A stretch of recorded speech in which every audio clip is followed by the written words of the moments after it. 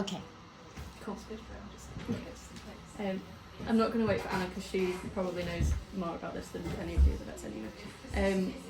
So I'm going to talk about physio at Ashlands, just so that you know what you've recommended to clients and hopefully feel a bit more confident about what to refer and when. So I'm going to talk about the qualifications I've got and who I am. So why you should feel safe and secure in referring to me.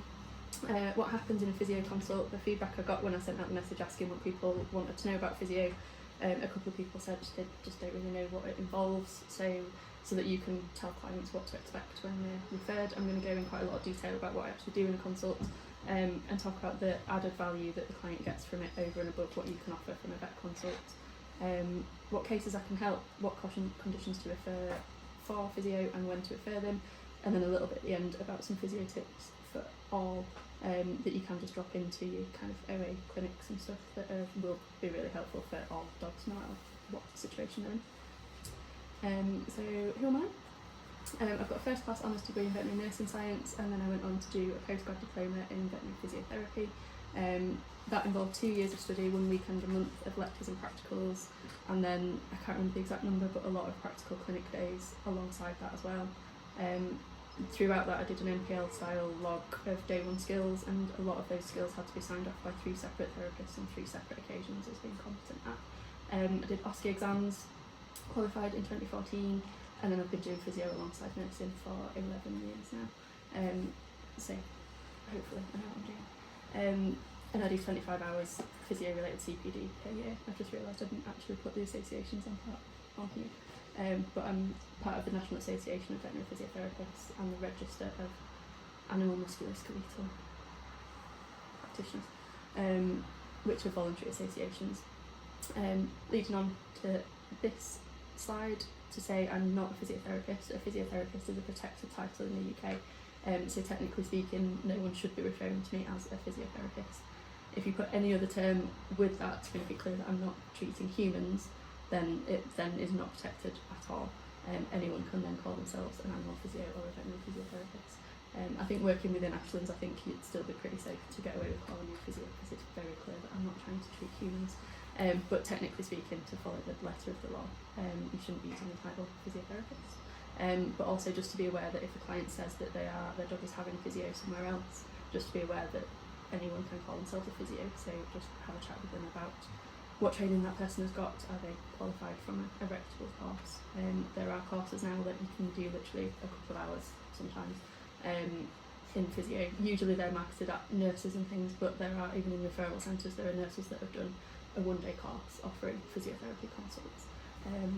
So it is very, very different. And likewise, if an owner says they've had physio so it didn't work so they don't need to do it, just because they've had it with one practitioner doesn't mean that there's nothing that I can do to help them. So I'm not saying that I'm better than absolutely everybody out there, but just to be aware. On the walk here I've been thinking of loads of other things that I haven't put in the talk that I wanted to cover as well. So just to add on to this, a lot of people lump in hydrotherapy as part of physio and they don't know which to do, or if because they're doing hydro they don't need physio. So just to say that anything that can be achieved in a pool or a treadmill, I believe I can achieve on land with exercise therapy as well. So just because they don't necessarily need hydro alongside, it is useful, but they don't necessarily need hydro, and there's a lot more that physio can offer than hydro can. Hydro is very niche, it does have its benefits, it can be helpful for a lot of patients, but it's not as relatable to that dog's real life because it is very specific movements that they're doing in the water, whereas physio is obviously all on land, not supported by the water, so a lot more relatable to their real life. The times when hydro is really helpful is sometimes it's just owner preference.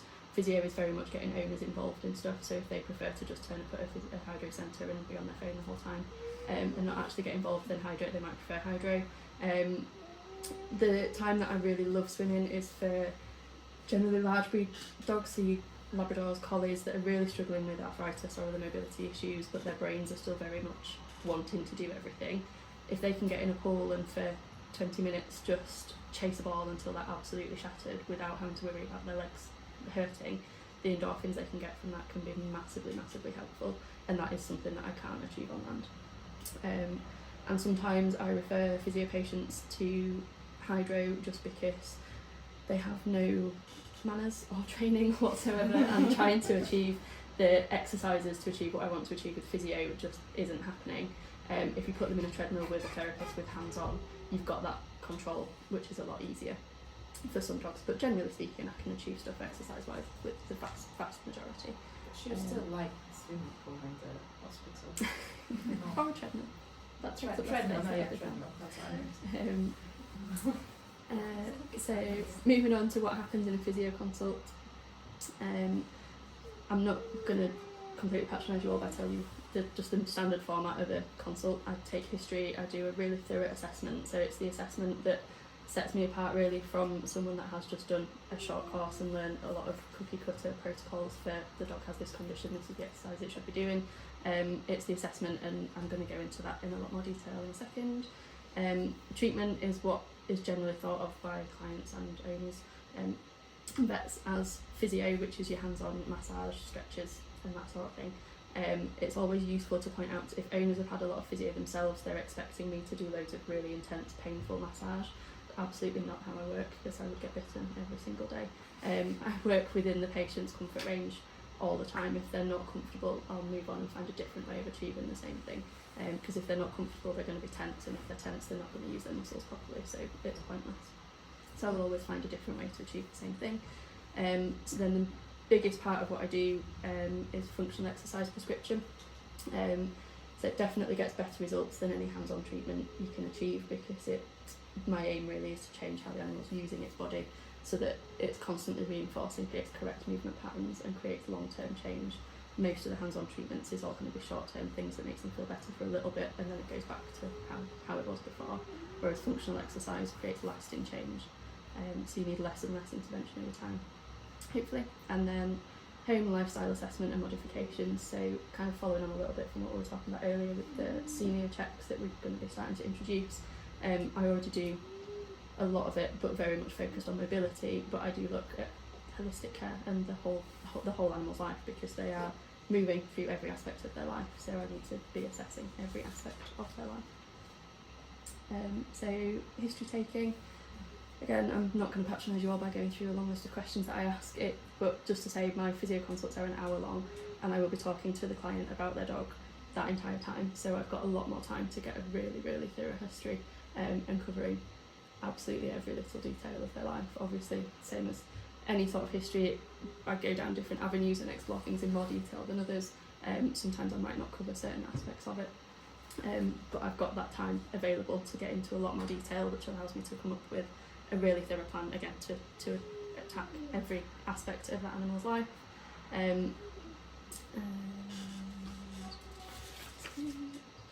So just breaking down one question that's on that list is think about exercise. So just using an example of, you've got in a vet consult, you've got an 8-year-old lame dog that comes in, you've only got 15 minutes and you need to examine the dog and look at treatment. So your questioning is, I would imagine, going to be how much exercise are they getting, and is that on lead or off lead? You're probably going to give them some anti-inflammatories and then say keep them on lead for a week, and if they're fine, let them off. If they're not, come back for a recheck. So hopefully my videos will work. But this is just to show that on-lead exercise is not always equal, and much as Polly is moving quite slowly there, you can see how much her joints and her back are having to move to do that movement. So just being on lead doesn't necessarily mean that that patient is resting a damaged limb. And then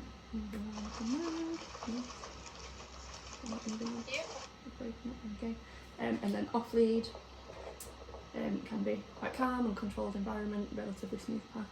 I had to find some videos quite last minute, so they're not the most illustrative, but trying to get a dog back to that sort of activity is going to take a lot more work if it's been injured than being able to just potter down a nice smooth path. I promise it didn't fall at the end. I just had to stop the video to be able to send it back.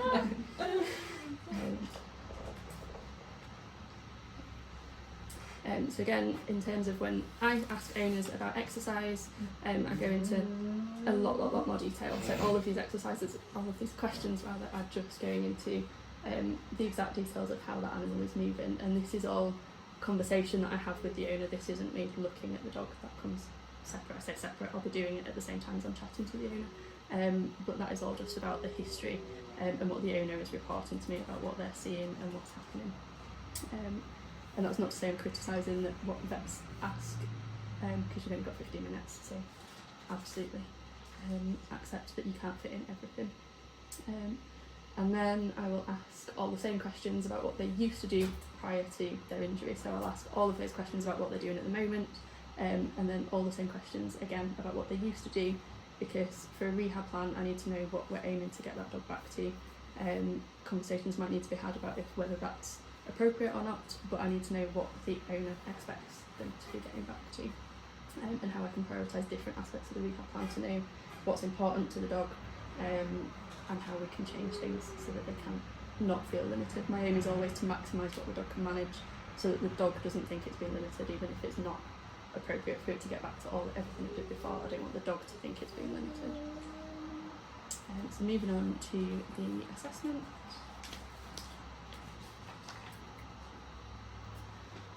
So for the gait assessment, I do generally get them to walk up outside. I just use the tarmac to the side of the practice door at Glusburn.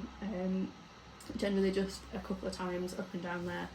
I normally always say to owners, just walk at the speed you would normally walk at if you were going for a walk, because that also gives me a lot of information about what that dog's going to be doing when they are walking day to day.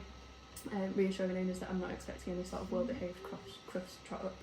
I ask the owners if that is representative of how they normally walk, or if they're normally a bit calmer or more excited when they're going for a walk, and how that differs.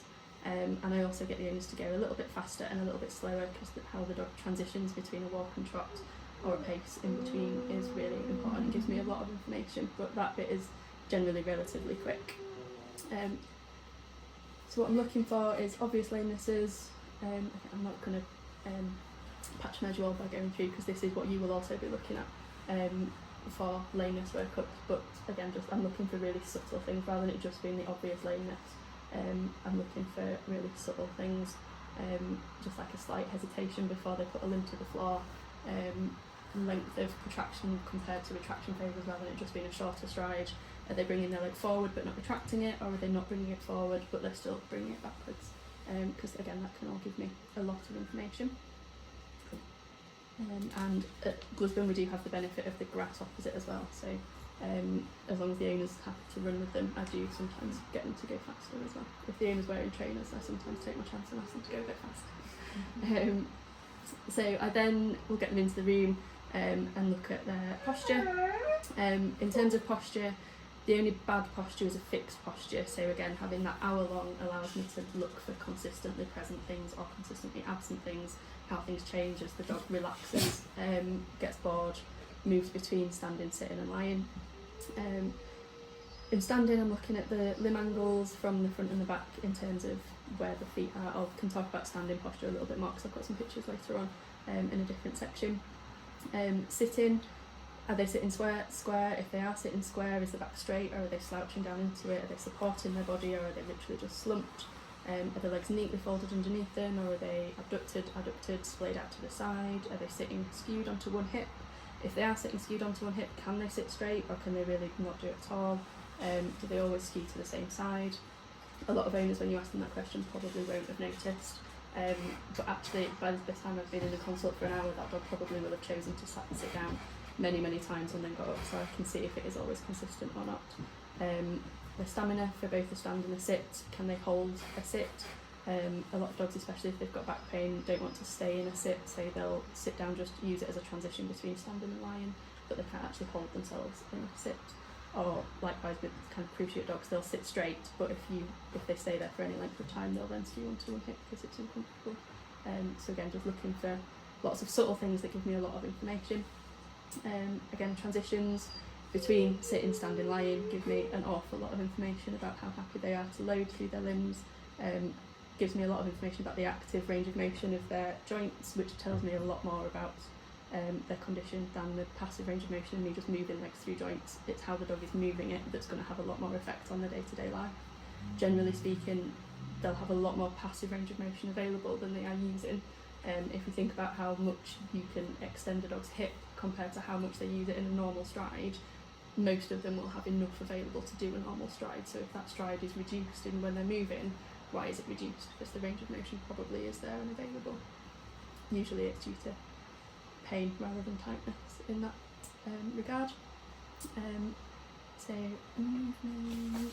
I then do kind of more physio type controlled movements. So what I'll generally do is get them to stand with their front feet up slightly higher than their back feet. I've got different things for them to stand on to do that.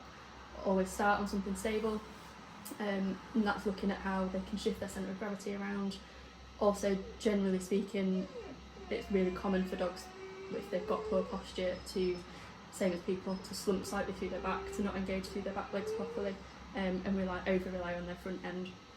So by raising the front end slightly, it tips their centre of gravity backwards, and through pure physics, if your centre of gravity is slightly further backwards, your back legs have got to work harder. So it just sees if are they happy to shift that weight backwards, do they get really uncomfortable to hold that stand. It also moves their hips into a slightly more extended position, again because it's really common if they're over relying on their front end, they'll bring their back legs further forward under their body to get closer to their centre of gravity. So by raising their front end, it naturally opens out the hip angle a little bit, and again just looking at how comfortable they are to do that.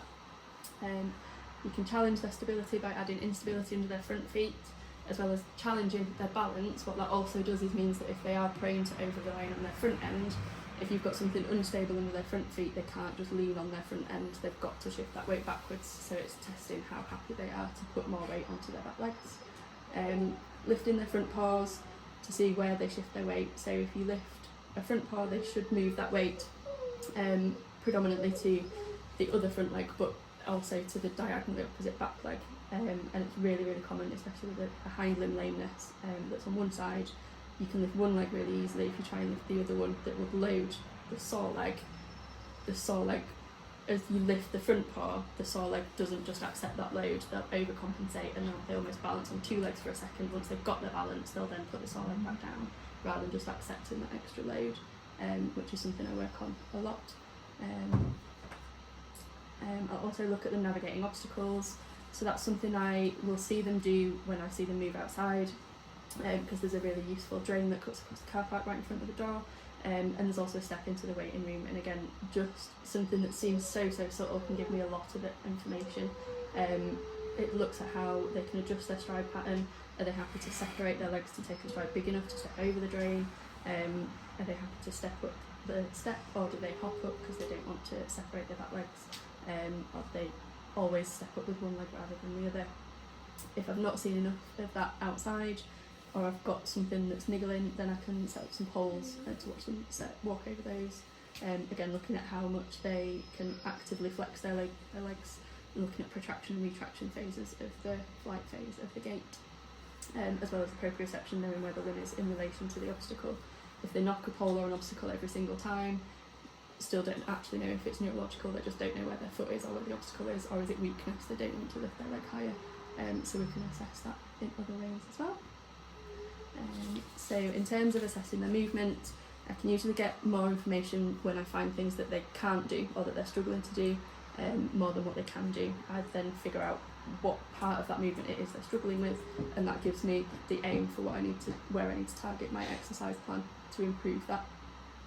How they're compensating for that movement also gives me a lot of information. So body systems as a whole are really good at finding ways to compensate for things that are weaker, so that they can carry on moving forwards, and generally by the time we see a lameness and they present to the vets, they will have been compensating for a while. So looking at how they're compensating tells me what I need to reverse to get them back to optimal movement. So moving on to palpation. Again, I'm not going to talk through too much because you all know how to palpate things. But again, I've got the benefit of time, so I've got an hour long treatment. If the patient really isn't happy for me to touch them at the beginning of the consult, I'll do the movement test first. That generally involves a lot of treats, and just without having that pressure of needing to get hands on immediately, the patient's already really relaxed, so I can get a much more realistic picture of what the dog is actually feeling, rather than them either being defensive and just super tense everywhere, or not wanting to pull their legs out and things. Generally speaking, I've built their trust a little bit first, so I can get a much better picture. I can take things very slowly. I can also look for consistency and repeatability. So if they seem really uncomfortable to extend their hip, I'll keep coming back to it not repeatedly in the same moment, but I'll keep going back to an area that's struggling just to see if it is consistent, or if actually it's that they have previously had an issue in that area, so they don't really want someone else to extend it, but then realise actually it's not that bad and they have got a lot more range available. As I've already mentioned, active joint range of motion is much more important to me in terms of restoring that function for the animal than passive, because it's the active range of motion that they're using. And like I said before, generally speaking, they've got a lot more passive range of motion available than they need to be functional. So if they're not using it, it's usually to do with weakness. So you'll always have more strength within, if you think of a range of motion, of a back leg, you can go forwards and you can go backwards, you're always going to be stronger in the middle of that range. So if they're not using the extent of either side of the range, it's generally because their muscle control is weaker at those edges. So we just need to build the muscle in that further range of motion. Moving on to treatment, which I was supposed to come back to this slide and write some more details on. But I wasn't going to talk too much about the actual treatment anyway, because I'm not going to teach you to be physios. I just want to teach you about how, when and why to refer to me. So what I generally do in terms of hands-on treatment is massage and stretches. In terms of massage, what I generally do is myofascial release, which is really just to get them comfortable enough to allow them to do the exercises, or kind of in later palliative care stages when improving their movement isn't going to be achievable. Then they just need repeated soft tissue treatments to keep them comfortable. But even in humans, generally evidence-based medicine is moving away from hands-on treatment and moving much more to functional exercises and restoring function that way, because you get, again, I mentioned before, longer lasting results rather than just constantly having to come back every week, month for massage. If you can change how the muscles are moving, they shouldn't be building back up into tension if they're being used properly. Stretches, I again generally rarely use passive stretches because, as I've already mentioned, they generally already have more range of motion available than they're using, so passive stretches isn't going to achieve anything. We need to be improving the active stretches, which comes from the exercise, rather than just if we stretch it for them, that doesn't mean they're going to then start using it in the game. So functional exercise prescription. When I asked what people wanted me to cover in this talk, Anna asked if I could cover some exercises. So what I'm going to do now is talk through a little bit about how much detail I go into to come up with an exercise plan and how subtle it gets as to why this is why I and my training differ from that day course where you get a cookie cutter, this dog's had a cruciate, so at this stage it should be doing this exercise and at this stage it should be doing this exercise. I always need to look at what the dog is capable of doing, how they're moving, because it will be different for every individual at every stage. There is no set protocol, so it will always be completely tailored to the patient. So everyone always assumes that the aim of the exercise prescription is to build muscle, which that's one part of it. But by the time patients get referred for physio, they'll have been using incorrect movement patterns for X amount of months or years. So that's generally a result of pain inhibition of the muscles. So if you've got pain, the body has fantastic defensive mechanisms in it, so that it'll say, don't use that muscle, that's a bit sore, use different ones instead to achieve the same movement. So that muscle will keep getting weaker. You then get weakness as a factor in that inhibition. If a muscle is weaker, the body's just going to automatically use the stronger muscles to achieve that same movement. And obviously if you've got neurological insults, so a spinal injury or something like that, and you're not getting the neurological input into the muscle, that's also going to have a massive effect on how it's used.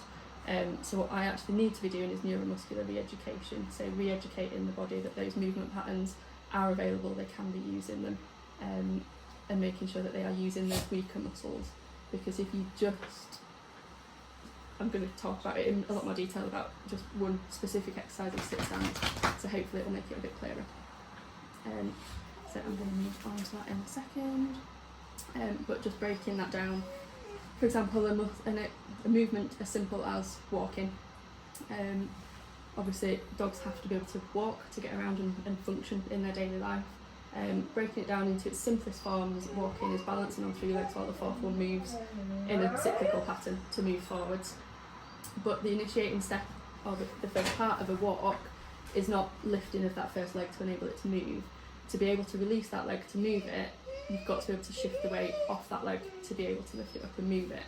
So if thinking again about your old athletic Labrador, if they're not stable enough to shift their weight off a leg comfortably, they're already at a disadvantage before they even set off walking.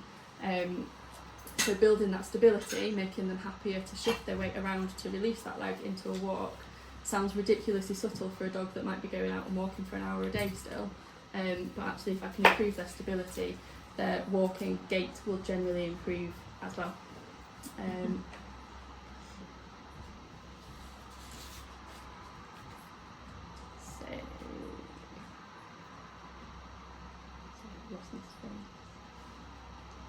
So I've chosen sit-to-stand exercise to take a kind of deep dive in to tell you how detailed and how subtle I get, purely because sit-stand exercises are something that are really, really good for strengthening the back leg muscles. They're basically equivalent to a squat in humans.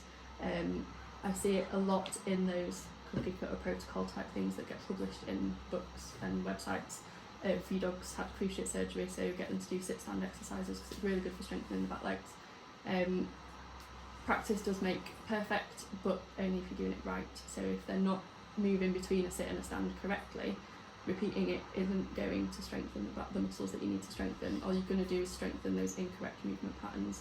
The weaker muscles that aren't being used properly are going to continue to get weaker, while the muscles that are compensating and are being used are going to continue to get stronger. Does this smell of bird now? Is that the chicken that was boiling?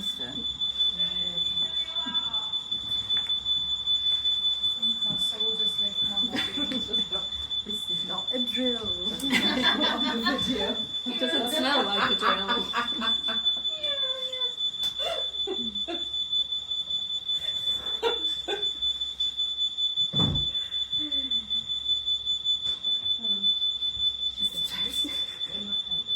It's really good how literally just one person stood up and everybody was just like, oh, it's not a fire. It's not a fire. Can you open the window in there? Yeah. End of line.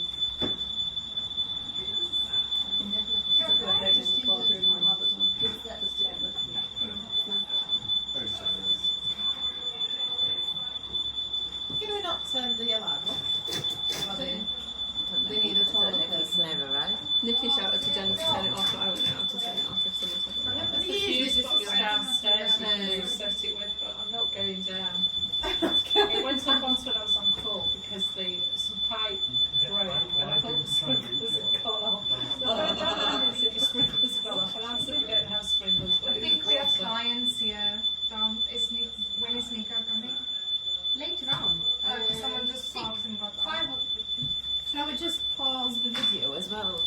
It's a movement that is relevant to humans as well because it's something that we do, but you'll have to use your imagination a little bit. So sit-to-stand exercise, again, it's equivalent to a squat in humans, just transitioning between a sit-down and a stand-up repeatedly to strengthen the back legs. Using a post-cruciate surgery dog as an example, if that dog is sitting skewed onto one hip with its operated leg uppermost, then the movement to achieve a sit-to-stand it's probably going to use is to plant its forefeet. Imagine I've got arms on the chair. Lower the head to move the centre of gravity forwards over the front legs. They're going to pull with their front legs on the arms of the chair to move that momentum, to start that movement. You're going to pull the stronger leg under the body but keep it under the midline to be under the centre of gravity. Push up from this leg, pull from the front legs, and then as they stand up, that leg's just going to move into the correct position. Looks like they've just moved from a sit to a stand if you do it quicker. It looks dead easy and simple, but this leg is not going to be strengthened by that movement at all.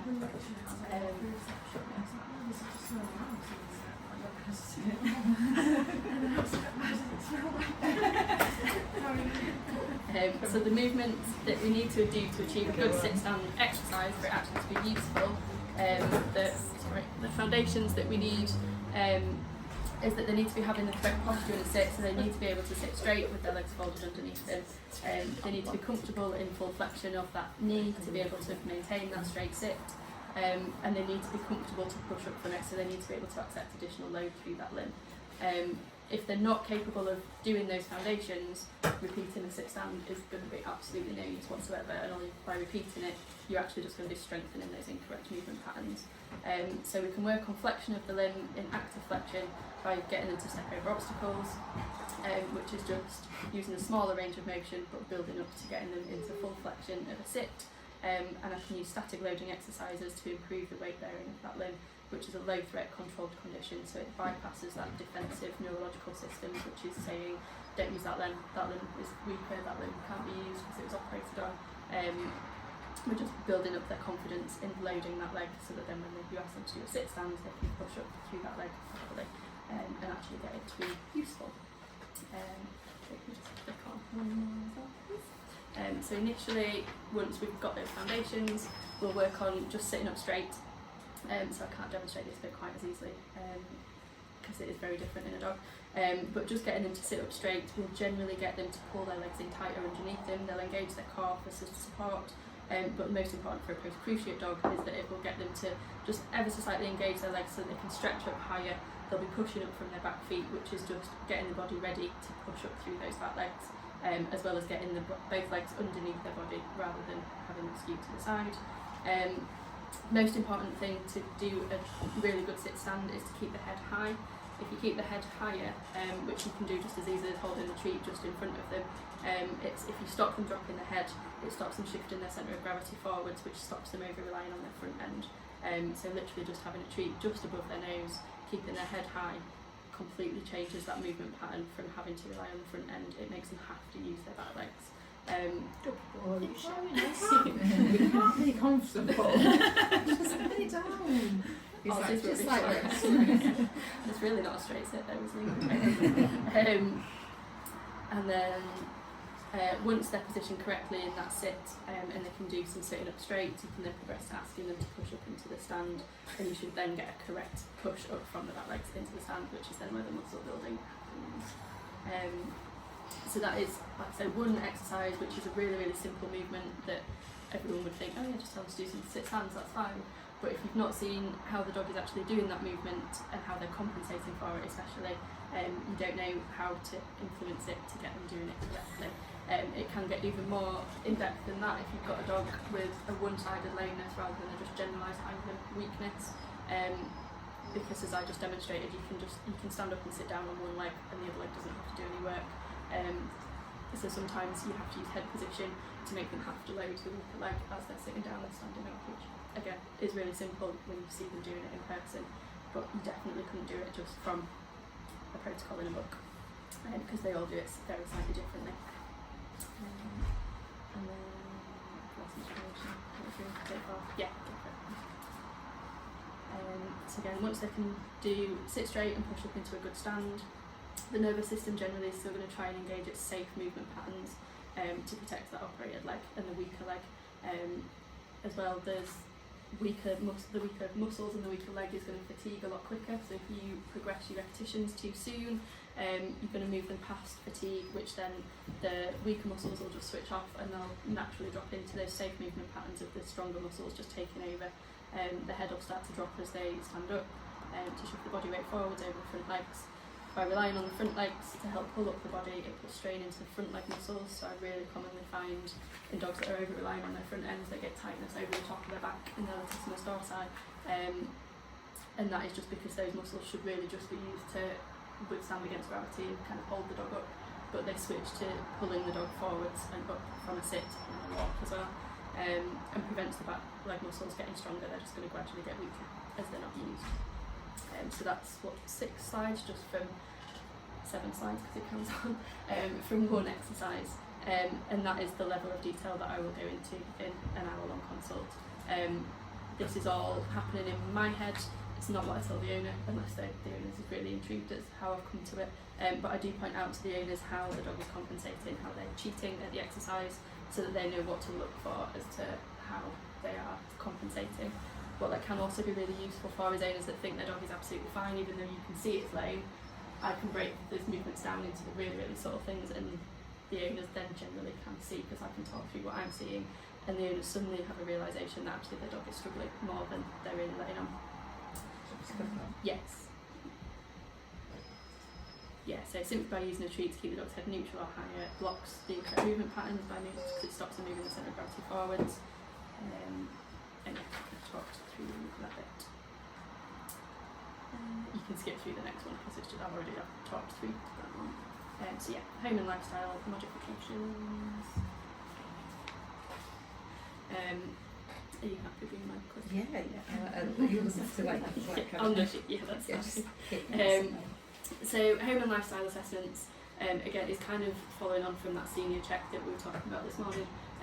Because of the nature of physio, I do see a lot of OA dogs. I see a lot of dogs at end stage OA, so I do a lot of home and lifestyle assessments and also quality of life counselling as well, which is something that I think can be really useful because in a 15-minute vet consult you don't have time to start deep diving into that dog's whole quality of life, and you pretty much just have to say to the owner, you're going to have to assess it. I can give you some tools and send you some links, but it's down to you.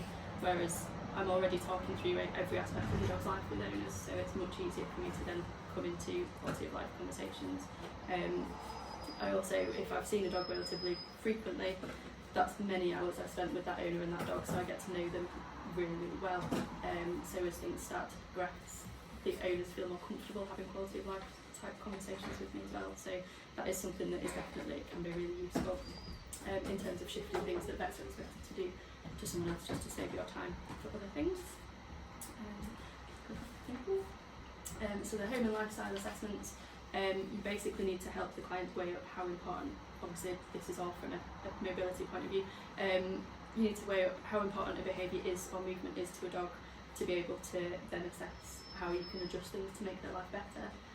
So if something that they're doing is having no difference whatsoever to their quality of life, you can remove it completely. So walking on a slippy floor, you can remove that completely from a dog's life by putting some non-slip mats down, and it should make a massive difference. The dog is not going to feel like it's being restricted because it's not skidding on the floor anymore. If you was to shut them out of the kitchen, they probably would feel quite restricted. So again, it's getting into that nitty-gritty of really fine details as to what is suitable for that individual. Going up and downstairs is something I talk about a lot with owners. If it is really important to that dog because they've always slept upstairs with the owner and they have to be really close to the owner, so they go up and downstairs multiple times a day, can we modify it slightly by using a stair gate so that if the owner's just nipping upstairs during the day to grab something and come straight back down, the dog cuts out that trip upstairs. Can the owner help them get upstairs? Which again, in terms of quality of life modifications, you have to factor in the whole family and the whole unit, so it's no good telling an 80-year-old woman that she needs to start carrying a 40-kilo Labrador up the stairs.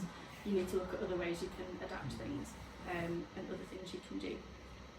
In terms of quality of life, if something has a massive improvement to quality of life, then is it potentially worth the risk of more trauma or more inflammation? So an example would be a trip to the beach or swimming. The amount of endorphins a dog's going to get from doing those things can be massively helpful in managing chronic pain. But we need to modify things to minimise those risks as much as possible without the dog feeling restricted. So still go for a day at the beach, but maybe don't stay all day, maybe spend a bit longer in the cafe. Keep them on lead for at the beginning and end, just get them back to getting on lead within that day so that they're not constantly charging around at full speed. Chasing balls is something again that comes up a lot in physio consults. But you can modify how they. I very, very rarely tell owners that they can't play with balls, and that's an absolute no. If anyone's met Libby, you'll know that would be impossible for her. But you can modify how you play with balls, so playing find it games instead of chasing balls, reducing the number of times you throw it, the distance that you throw it for, throwing it towards hedge or long grass so that they're slowing down more gradually rather than just a really sudden break at the end because they don't know exactly where it is, so they start slowing down so that they can assess it as they get there. Can make a massive difference to how much force is going through the legs. Next one.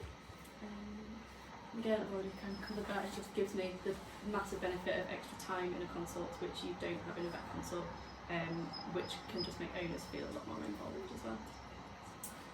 So moving on. What cases can I help? What conditions and when to refer? This is pretty much just a big long list. I have done this presentation in a bit of a rush so that I keep thinking of other things I could add on there. So I've added a few notes. So I've got, for the spinal cases, I've put pre and post-op, but it doesn't have to be pre or post-op, it can be non-spinal, non-surgical spinal cases as well, especially ambulatory and anatomy. the other day and said it would be really good to include. Had a message from Ryan recently asking if physio is helpful. It absolutely is.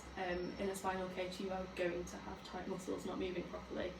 Potentially, even if they are still ambulatory, you are going to have really, really subtle neurological differences, and certainly you're going to get pain inhibition for muscles as well. And if you can get them moving more stably and more controlled, then it can make a really big difference. So I was interesting, but this came with a fairly new paper that actually now says that a grade 4, so even non-ambulatory, you can have up to 80% recovery to being back ambulatory without surgery. Obviously, it just takes way longer. Is that Ashlands or Walters? It's was it Cambridge or Royal Veterinary? Yeah, it is the Ashlands. Yeah, it's the Ashlands. Yeah. And yeah, I think that follows on from humans as well. They're moving a lot more away from surgery or any invasive interventions in humans, and because you can get really, really good results from conservative management.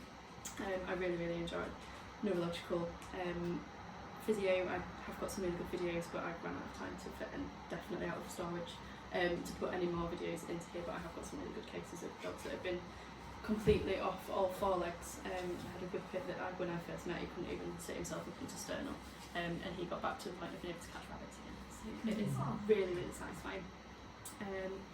I've also added on young dogs with any lameness, again going back to these incorrect movement patterns becoming normal and then harder to break.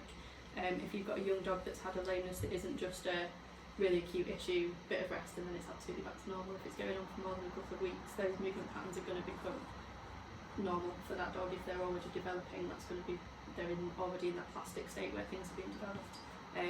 So just having some physio to make sure that they recover quicker, but also that those movement patterns don't become normal, can set them up for much better long-term outcomes through their life.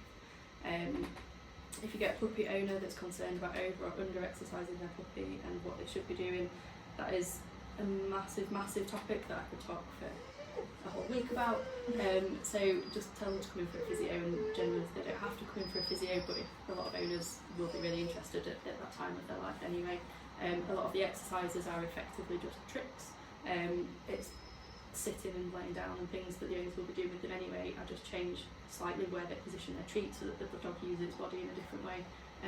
But generally it's all stuff that they could be doing anyway as part of a puppy training class, so they may as well come to a physio session instead. Was that all breeds, did you say? It was odd, yeah, but generally it's owners of large breed dogs that are going to be concerned about that sort of thing, but yeah, any dog. Everyone does know if it's for the breeding recommendations of the Oh, yeah. stuff. Yeah, that's not a thing. So No, definitely not. we definitely should be advising that, and if owners come to us saying that, we can advise them that it's not a thing. The nurses should all be aware of that as well, because I did that in my talk last time to the nurses. I went through puppy consults. Puppies that they're planning, or young dogs that they're planning to be very active with. I did a physio consult for a visitor, which I can't remember who referred it to me, but it came from Skipton, where they'd done bits of mountain biking where the dog came along with them throughout its life, but because their lifestyle had changed, they were going to be doing it a lot more often, so they came for a physio consult just to check that the dog was fit and healthy to go through that. So we just went through some just conditioning, cross-training type exercises to make sure that dog, mainly as well as educating owners so that they know what to look for if they get a subtle issue, rather than them having a subtle issue which they then go out for a mountain bike trip with and it becomes a big issue. They can identify issues much earlier and more subtly and correct it themselves before it even becomes an actual lameness. And then also want to talk about vestibulitis, which is the one that no vets ever think of, a lot of physios don't think of either, but I've been treating for quite a while. And I find really, really interesting. So vestibulitis is a neurological condition where it's the balance centre is overwhelmed with incorrect information coming from the central nervous system. Physio can help increase the number and strength of the normal signals to counteract that in the acute stages, which can help them cope through the acute stages, can sometimes help them recover quicker. But most importantly, you're always going to get those vestibulitis cases that don't 100% recover and they still have some residual ataxia or just incoordination, and it can really help them recover from that much quicker. I would say the massive big benefit of vestibulitis cases as well is, as vets, you basically just, the owner comes in absolutely panicked thinking the dog's dying because it's had a stroke, and you just tell them that it probably will get better, but they just go home and wait. So having something that they can do, as well as obviously I can go through nursing care with them as well to help support them through it, but the owner feeling like they're doing something can really help the owner cope with that situation as well. So at what stage would you refer those? Like, Soon after. okay, so even when we've still got nystagmus, or would you wait until Yeah, that? as Yeah. a just saying them straight away. Like Yeah, 24 hours, 48 hours. Like, oh, book you a physio Yeah. in 2 days. yeah, I was going to say, yeah, just as soon as you can fit them in. A lot of them are old as well, aren't they? So It's they've probably got some secondary mobility Exactly. issues. Yeah, definitely. And they've been falling over a lot, they're gonna get other issues. Yeah, definitely. So I've got some videos for the If they vestibulitis bit as still well. have nystagmus and So, feeling Karen? sick and stuff, then do you find it difficult to manage the mobility to try and get them back where they need to be? Mobility isn't just walking. If they're struggling to know which way's upright, I can help the owner with handling tips to help them support through that and things as well. And yeah, even just coordination, if they can't get their head into the right place to be able to eat and drink. Or and- still, like, would you wait? Um, I could see them, definitely, because I still think there's some things that can help to get that coordination back, to be able to like eat and drink. I mean, this dog was hospitalised because he couldn't eat and drink, and this is just one tip that these videos demonstrate. But yeah, there is just that coordination of getting their head in the right place over a bowl. You can still help that with physio and improving that coordination as well. It's not a miracle worker, but it can help definitely. So I'll just click play on the video. So these videos are from 2018, so I can't actually remember much about the dog, but it was a vestibulitis case. I know from the sound that's on the video that it was called Oliver, but that's all I know about it. But as you can see, just really struggling to ambulate. I was just on an inpatient shift and was filming him actually to show the vet, so I didn't have to get him up again to show how bad he was moving around. And then, so this is from 2018, I suddenly remembered that I'd been to a CPD a little while ago that said one of the things you can utilise to make them, to overload those incorrect signals, is you can utilise the touch sensors in the skin, which are really important for proprioception and knowing where the body is in space. So if you can click forwards, there should be 2 more videos. So this is 6 minutes later with the body. So it's like the dummy fall thing. Yes. Right. Yeah, the dummy fall. Yeah. So you can achieve similar sort of effects these days much easier just with a snug fitting medishirt. But just every time that dog moves, it's getting input from the bandages or the medishirt touching its skin as to where its body is in space. And can obviously not a miracle worker, is obviously still very wobbly. The reason the videos are quite short is because he kept bumping into things and I was too busy filming to stop it. But it can mobilise much better, and like I say, that's not improvement in his condition, that is literally just from the body wrap. Do you want me to play the next one? Yeah, it's similar, it's basically it's the same time, different route, same room. Should we put medical t-shirts on all our vestibulitis? I'm going to think he's got mad like, got a stroke, went to the vet, got a shirt.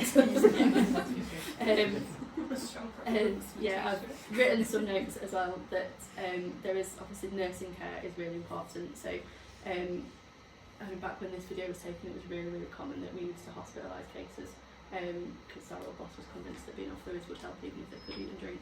A lot of them got steroids and stuff back then as well. But B12. the nursing support is also really important, and there's loads of things you can do. And I thought I'd written loads of notes, but I haven't got them on here. But just the owners dealing with a dog like that at home, just giving them support of how to handle that dog, to get them in and out of the house for toileting, to help them position for toileting, for stopping them bumping into things, for helping them eat and drink. Leaving lights on again to try and overload those abnormal signals about where the body is in space. If you take the visual centre out of the brain, out of the equation rather, that allows the vestibular system to become more important. So if you imagine if you're really drunk and you close your eyes and you lay down at night, that's when it feels much worse. And that's what we do to these dogs if we shut them into a dark room so that they can rest, which is what they need. But leaving a night light on can make the world of difference to dogs like this as well. So obviously I am a nurse as well as physio. So if you book them in for physio, I will also go through other nursing support as well that they can do.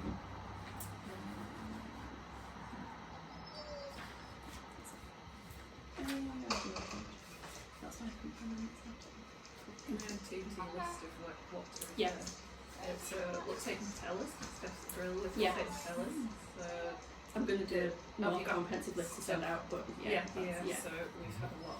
We've had some young dogs having to do with some That we didn't go to Same surgery time. after Yeah, things. quite a few actually, Yeah. fixed. Yeah, yeah. And then the advice now has changed quite a lot with let's say patellas. The CPD went to a Tuesday. They said they're not operating on grades 1 to 3 unless they've had 2 episodes of 2-week lameness that doesn't improve non-steroidals in a 12-month period. So they're quite kind of Which is pretty much what we say in the Yeah. terms of if it's so even if it's clinical grade 2 and not on their responding to occasions, medical, yeah, then we go Yeah. for they're not surgery, having isn't a period of Well, I was going to say that still seems like quite a lot of lameness. Because it always used to be about the building of arthritis. But yeah. And cats, so I'm if saying they no, don't know cats that, was. Yes, we've had a little bit of a chat. Yeah. Because we haven't asked about cats. But yeah. And the other one is if you've got a lameness that you literally can't diagnose, and it's Steph. And Yeah. like Ruth said, either before I suspect x-rays it's or muscular going to yeah, step. either before x-rays or even if you've done x-rays you can't find anything. If you don't think it's something to instantly refer, send it to Steph because she's doing herself a disfavour. If you don't know Have a what it's list sore, you because can have there's massive x-rays and you can be looking at the wrong bit and diagnose a bit of arthritis when actually it's completely different bits of the Yeah, body. like there's anything Yeah, muscular and things Steph to pick up. actually saw something on the x-rays that was muscular that I didn't look because I was looking at the bone. She's like, oh, actually, so you can see it here. And there was a contracture of the muscle. Was it the one you did the?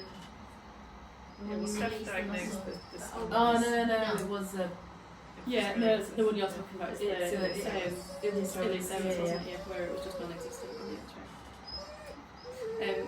The reason I'm doing myself a disservice and not putting that on the list is because legally I'm not allowed to diagnose, so I forget it. No, But if it's I can give a report back to you. Yeah. Say, Yes, You can exactly. tell what Yeah. things have been referred to you. considered so- Yeah. definitely I do that a lot. Well, you pretty much need to go back next. you pretty much diagnose. yes, and you pretty much diagnose the intraspinatus. You're just like, I Yeah, can she do did. that. Yeah. Following on, just as a little side quest for that, it is really nice working with a team of vets who are all very open to me having those conversations. Obviously, before I came here, I was doing self-employed physio alongside working within a practice. The vets I worked with were all great, but I've worked a lot with external vets who don't know me and I don't know them, and it's not always the same sort of conversations. I had one dog that was referred to me for hip dysplasia. I still am absolutely convinced it had fibrotic myopathy and it's bad legs, it's German Shepherd. I wrote a full report back to the vets, asked them to get in touch if they had any questions, because I can't diagnose, but I think this is what it is. I've had the discussion with the owner that this might be what it is, but they should come to you because I can't diagnose it. Never heard anything back from that at all. And it kept, because I got history every now and again from it to continue treating it, and they were still sending insurance claims in as hip dysplasia as well. That could have been a nurse note though, or a receptionist doing the admin, and is it not vet's Yeah. diagnosis? Yeah, the owner had the discussion with them as well, and they didn't say no, it's not. They were just like, all right, yeah, fine, it's doing fine. So yeah, have some NSAIDs, that's no problem. Which is fine. I mean, the dog was still getting appropriate treatment. It was just a little bit frustrating. So yeah, when to refer, generally always as soon as possible, because if we can get in early and prevent those incorrect movement patterns from becoming normal for that dog, before the muscle has been lost and before the neurological system is just set into its patterns, we generally always are going to get much better outcomes. But prevention is always better than cure.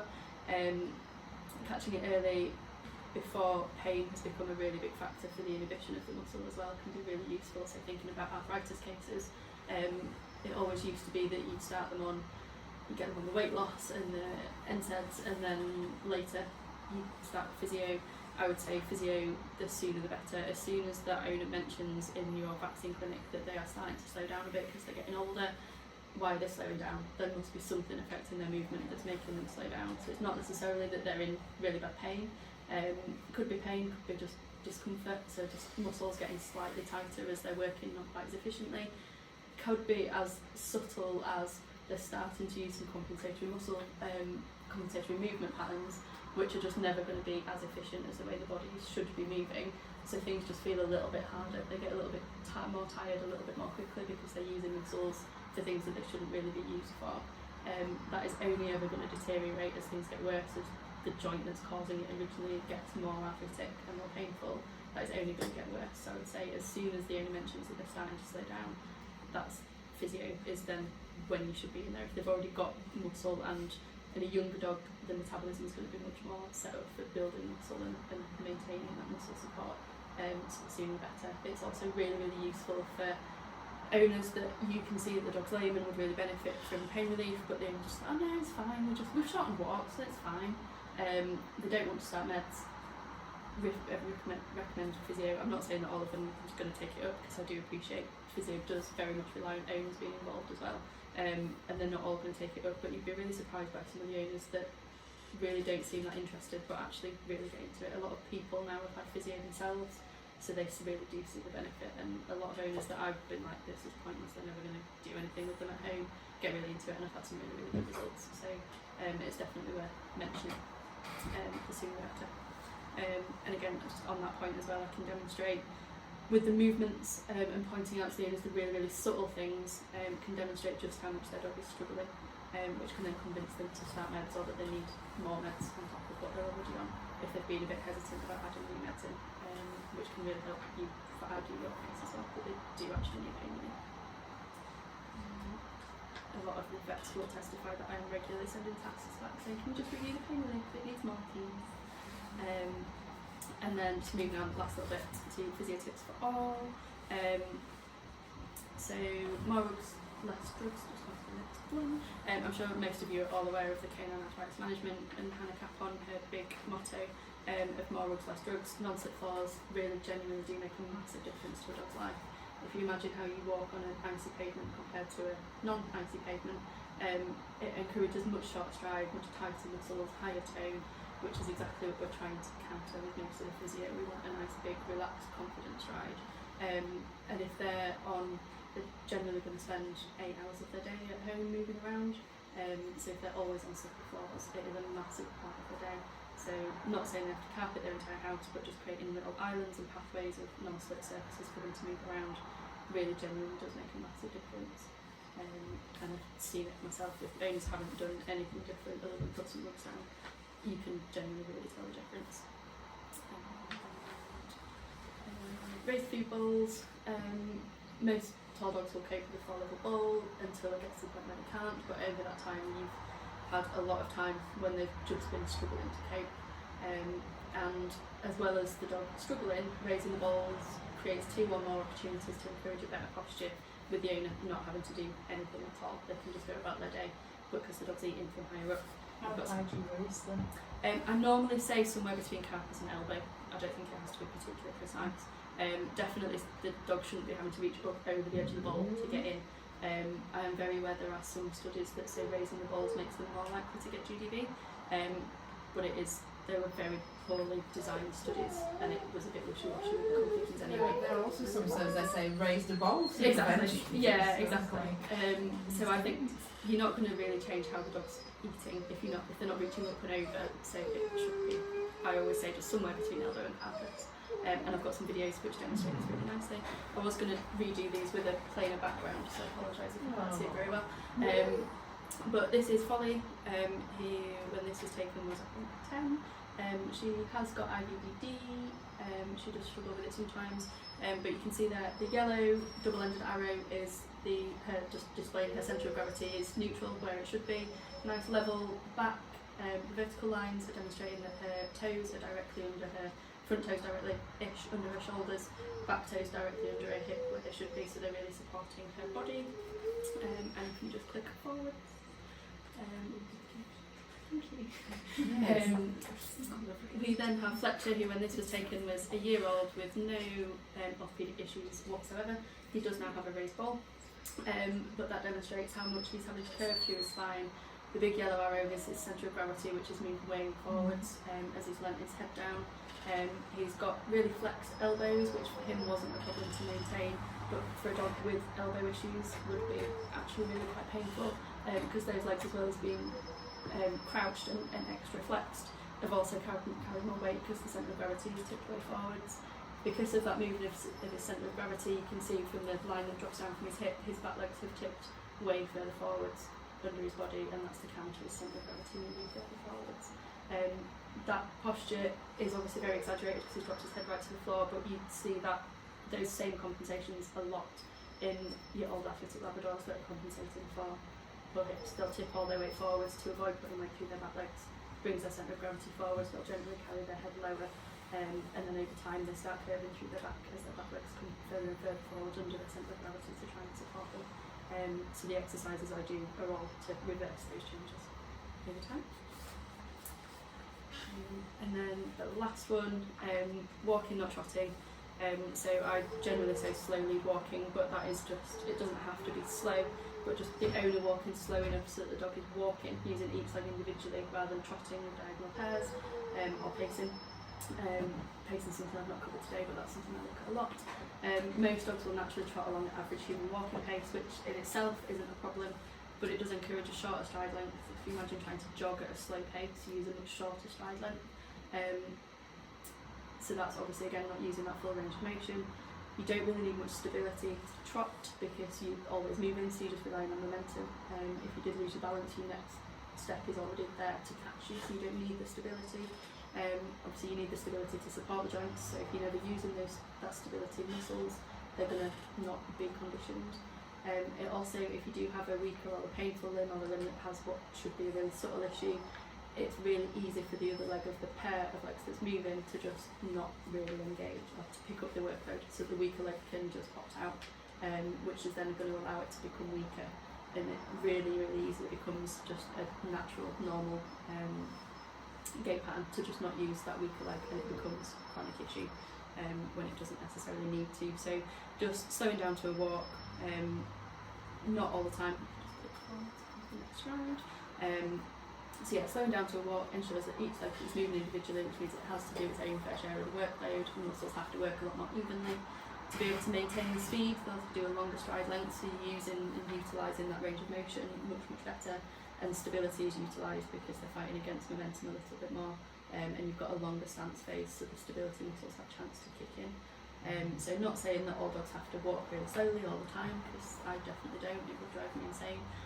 But if at the start of the walk, as a warm-up, at the end of the walk, as a cool-down, if they know they're going to be going on a longer walk at the weekend, just every now and again get the dog back, do a little bit of walking. It allows the body to reset, allows those fatigue muscles to just have a bit of a breather and then kick in and reactivate. Or the other alternative, as well as, is just aim for one of the walks a week rather than going to the normal field where they charge around like an idiot. Do the same duration of time out of the house, but do a street walk instead, just to keep all those muscles and stability muscles especially nicely engaged.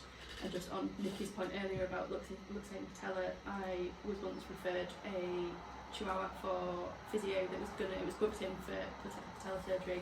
The owner had to save up for it first. When I went out, she also had lots of her own health issues, and the dog was really small, so she really struggled to do any sort of conditioning exercises. But all I said to her was, when you're out for walks, just slow back down, which for a Chihuahua to walk as opposed to trot, she was going incredibly slowly. The woman also had mobility issues, so she was out on a mobility scooter anyway, so actually she just slowed it down and it was fine. But that dog never actually needed surgery, and the only thing she had changed was that she slowed down on the walks, which meant she was using her mobility muscles. On that note, again, just the benefit of the depth of training that I've got, you need to know what muscles are activating at what part of the stride. So quads are what are important in luxating patella because they're down the front of the thigh. They only really engage during the stance phase of the gait.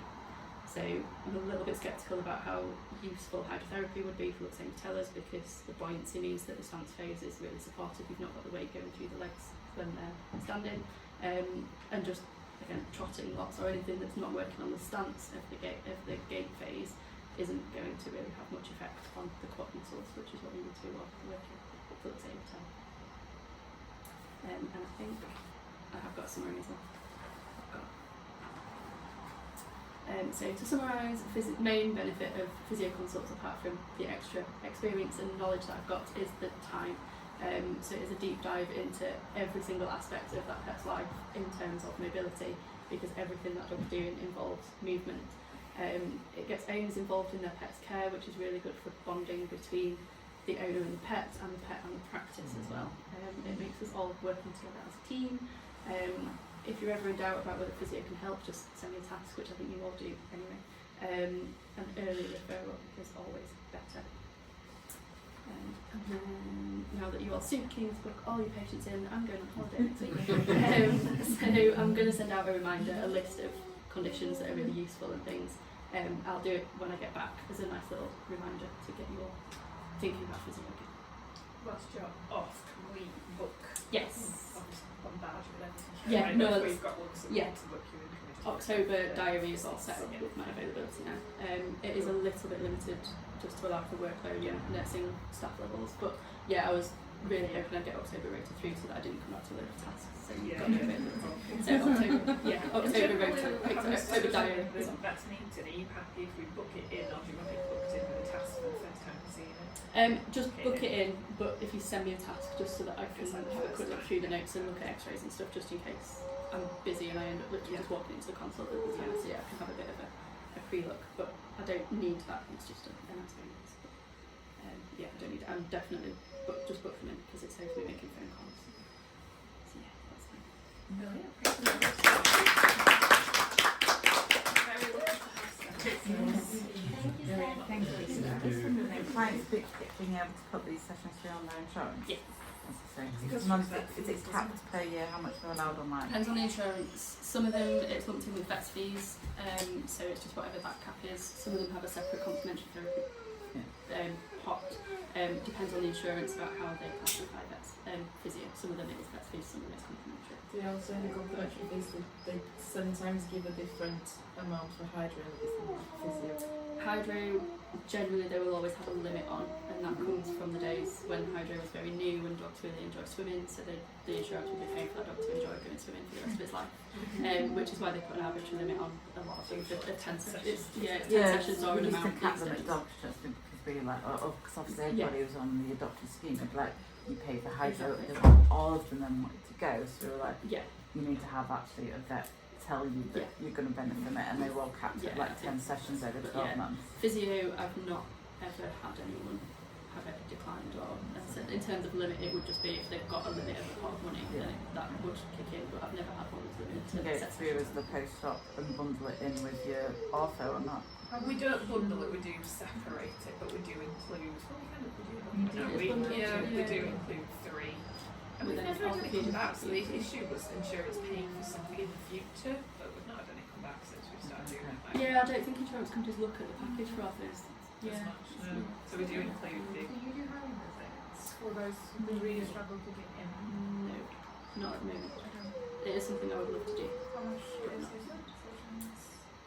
74? Same for Something, those I think. Yeah. Yeah, yeah. It's a slight reduction. Yeah, they get a reduction for blocks of 3 or blocks of 6. Yeah, if you want to come to No, I us. prefer that. For a while. That's the challenge. But it needs to You be walk my cat outside. it needs to be amenable, not a cat that will just well, yeah, no, not the ones that jump onto the aircon. Well, no, not that I've specific. got questions. Yeah. For a difficult dog that's not like super aggressive but would normally have GABA and shots for a vet appointment, would you prefer to have your first consult without that, or would you prefer to have it with that? I would say if they normally have it when they come in, probably yes. What I would say on that note, I was going to add in anyway from what you were saying over there, I have had several patients who I literally cannot get hands on. Sometimes if I know it's going to be repeated visits as well, I don't put hands on the first visit because I'd rather that dog just have a really good experience. And I do so much by looking at the movement and picking up on those sort of things and influencing that with exercises, that even if I've never touched that dog, I'm still pretty confident I can get some really good improvements. I also am really interested in the behaviour side of stuff and feel aggressive patients anyway, so some of my favourite patients are the ones that know the vets can touch. Yeah. God, yeah. Anna was laughing at me the other week because I had Louis, the German Shepherd, Oh yeah. doing the front paws up on a wobble cushion and then lifting for his front paws because it was loading his sort of back leg. He didn't like doing it, but the owners had been doing it really well at home and he'd got much stronger. But if I asked him to do it, I just literally just got back chat. Like he'd do it, he'd give me his paw, but he would be growling and snarling the whole time. But yeah, I enjoy the challenge of building trust with patients like And that. you've done Ted Morrow. Yeah. Yeah. He was the one thinking. Often dogs are like that because of some pain Yeah, in yeah, those that's the situations. one. If they're needing physio, it's generally because they're painful that they've got like that from vets anyway. So again, having that time to let them relax and not just be straight and hands on and you must let me do this because I need to get through 15 consult, letting them relax first and doing it really gradually in small doses and then backing off and doing some treat bits and then going back to it, I can generally achieve most things. Yeah, Ted came helpful for his postdoc check without any meds. I looked at him in the weight room, tried to go near him, couldn't. It's good to see stuff. But I think I did put some gaffer and transit. Yeah, he did, but I never had any issues. No. I had to work outside because he Yeah, went to the yeah, consult room a couple of times, but I've never had any issues actually It's very feeling good to do anything with that's not restraining you. Yeah. So, Yeah. Thank you, Steph. I'll leave You've got it to stuff to get small back to amounts. on. That's done everything, yeah. And then if people do want to do some poker stuff, because we have kind of gone over a bit, then I'm more than happy. Betty will be more than happy to do something, as well as a... Was that dog Tuscan the one that's in? Because I you don't can know. start. It's good to see it's not scanning, but they would, I'm pretty sure there's a lot of it would be happy. What's wrong with the Does dog? that complicate? It's used to 7 days.